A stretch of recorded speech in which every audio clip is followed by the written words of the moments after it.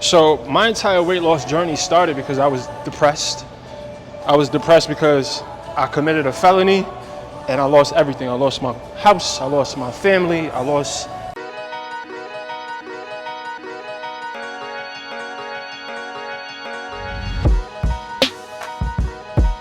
What up, squad? Look, before we get into today's vlog, I want to let you know about this crazy idea that I'm going to fucking make happen. Here's the goal. I want to be a part of 1,000 90-day transformations.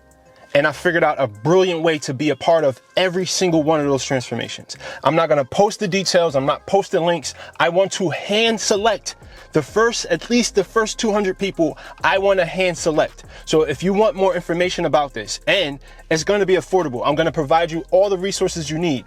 The nutrition stuff, the workout stuff, the mindset stuff, I'm gonna provide it all. And the way that I'm structuring this, I know I'm going to create amazing transformations. I'm gonna have a lot of success with you guys.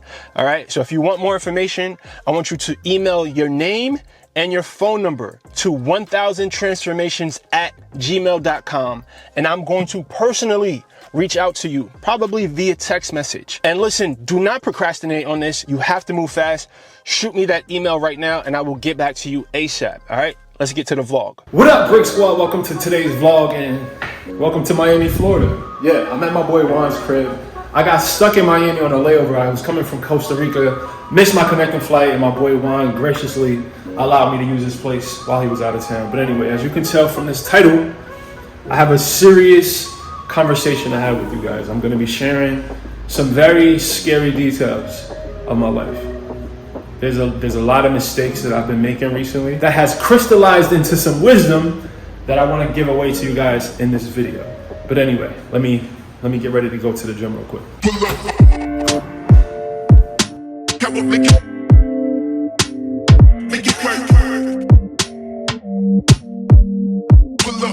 So I normally would have drove to the gym, but I definitely wanted to get my steps in. Didn't feel like doing cardio after my workout, so it was about a mile and a half.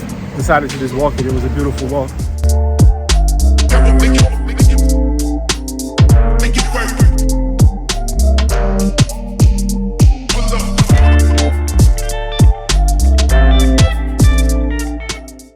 All right, so this is my first workout since Costa Rica.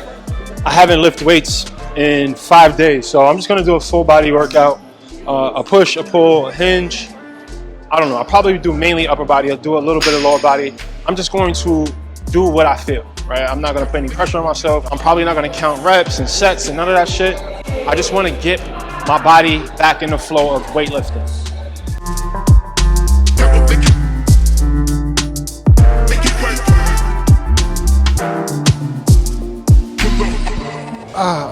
Like I'm really making sure that I'm getting a mind-muscle connection and I'm squeezing. I learned this trick from Chris. The key to a good cable fly and to get a really good contraction and to really get the most out of every single rep is to pretend as if you're trying to get your elbows to touch. You're not literally gonna try to make them touch, but to really maneuver your arms in the motion like you're trying to get your elbows to touch. Shit. All right, so for those of you who are not familiar with my story, I'm gonna give you a quick version of it so you can have some context on this title and what I'm gonna discuss. So I'm from Brownsville, Brooklyn. Brownsville, if you don't know, is one of the worst neighborhoods, not just in New York City, but in the world. I grew up in a single parent household. There was a lot of abuse. I won't go into detail. My mom is an amazing woman. She tried her best. But we experienced a lot of things as kids that no kid should experience. I have trauma that I'm constantly dealing with and battling with and trying to heal. That was a quick version of my childhood. Obviously, there's a lot of details to fill in there, but that'll give you an idea of who I am and where I come from and why I'm having this conversation with you right now. God damn, I'm tired. Whew. So my entire weight loss journey started because I was depressed. I was depressed because I committed a felony and I lost everything. I lost my house, I lost my family, I lost my job. So my mental health suffered. I spiraled into a deep depression. And that was one of the most important seasons, or I guess chapters of my life, because that's when everything changed. And in the beginning, I was hungry, man. I was obsessed. So I lost maybe 90 pounds the first year. And I was focused. I was extremely focused. So after I got in trouble and I lost my job and I lost everything, obviously I was broke. And I was trying to escape. I was trying to work my way out of this hole that I had dug myself into. And I did. I grinded, I built this channel, I got my personal training certification, I lost a bunch of weight. I made a lot of changes within that first year of my life. And leading into year 2 and year 3, my hunger started dying. So after I started getting a little name for myself and I was making a little money, right? Eventually I started making 6 figures. I think I got comfortable and I lost my hunger. Where I'm from, if you make 6 figures, you made it. I stopped working on myself as hard as I was before. And I allowed comfort to make me lazy, I think. I wasn't pushing myself. So therefore, my growth stopped. Now, another result of complacency and operating in my comfort zone and really like tricking myself into thinking that I was grinding, I wasn't pushing myself like I should have. And another result of that complacency, that being in my comfort zone, I was easily distracted. I mentioned in the last video that I had my priorities out of order. All right, so I'm back at the crib. I gotta head to the airport. It's now 7:05. I'm gonna check in with you guys when I get to the airport. Honestly, that workout was shitty as hell because I wasn't focused. I'm just all over the place. I need to get home and settle, but let me call this Uber and I'll check in with you guys at the airport.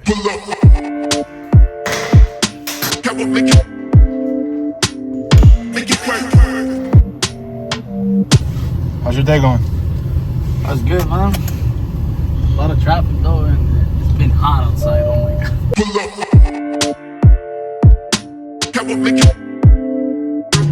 Please respect your fellow passengers and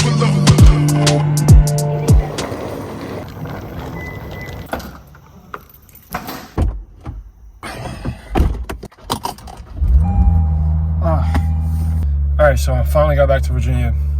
I need to, damn, I gotta make a stop before I go home. So I'm almost 90% sure I sold the van. So the final request of the owner, they want me to send them a photo of the current odometers to verify the mileage. So this is what I'm about to do right now. I'm gonna miss you.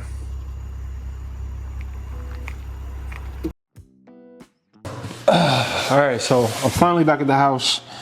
I gave myself a day to settle in before I even made this video because Lord knows I was all over the fucking place. Which leads to the topic of this video. There's a book that I've read, and I've read this book 3 times. This book, honestly, is probably the book that has had the most profound impact on my life out of all of the books I've ever read. And it's called Outwitting the Devil. It's by Napoleon Hill. Now, in this book, there's a concept called drifting. Now, I'm gonna read the definition from the book of the word drifting, and this is going to all tie into the title of this video, so just stay with me for a second. It says, a drifter is one who permits himself to be influenced and controlled by the circumstances outside of his own mind. A drifter is one who accepts whatever life throws in his way without making a protest or putting up a fight. He doesn't know what he wants from life and spends all of his time getting just that. Exactly what he doesn't want. Okay, so there's an illustration that I'm going to pop on the screen right here. Now, this illustration, it may seem elementary, but really, this is profound stuff. It shows all of the thoughts of a drifter, right? A drifter is someone who, and stay with me guys, because I'm going to tie this all in. A drifter is someone who allows the thoughts, the ideas, the philosophies, the teachings of outside sources to influence how he thinks, the decision he makes, how he feels about himself, his philosophy on life. I had done a lot of work on myself over the last 9 or 10 years. I've done a lot of healing, I did a lot of therapy, I've done a lot of researching, I do a lot of meditating. And what I've discovered about myself is I've become spiritually attuned, but I had this inflated self-view on my growth. Meaning, I got too comfortable. I thought that I was immune to regressing. And I recently found myself in a situation where I was backsliding, a lot of the fat Brix tendencies, a lot of the fat Brix philosophies on life started to show back up in my life. Now, understand this, guys. I don't care how much work you do on yourself, how much reading you do, how much praying you do, how much church you go to. You are always one step away from backsliding. It just takes one thought, one emotion that leads to one action, and next thing you know, your life is spiraling out of control. And I found myself in situations where that could have very well been the case. Like right now, and I'm talking about things that has happened over the last year. If things transpired the way that they potentially could have, my entire life path would be different. Not saying that my life would be shitty, but if those things happened, the direction of my life would have took a totally different turn. And that's not what I want. So the lesson that I learned and the lesson I want to share with you is never get too comfortable. Don't let your confidence or your image of yourself be overinflated to the point where you put your guard down and you think, I'm successful. No, I'm smart. No, I'm spiritually attuned. So what? You're still only one moment away from your life backsliding back into the darkness. It can happen to any of us. And that's one of the biggest lessons that I learned. By the grace of God, I am still on my path. By the grace of God, I'm still sitting here to tell you this story with very minimal impact on me, right? But that very well could be a totally different story. And I'm very aware of it. And I'm extremely appreciative.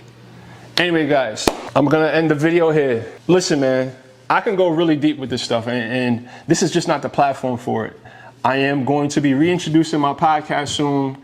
We're toying around with a few different names and concepts. I'm going to be moving down to Miami within the next few months. I'm going to be collaborating with my man, Jay Sean Harris, on the podcast. He's going to be executive producing it.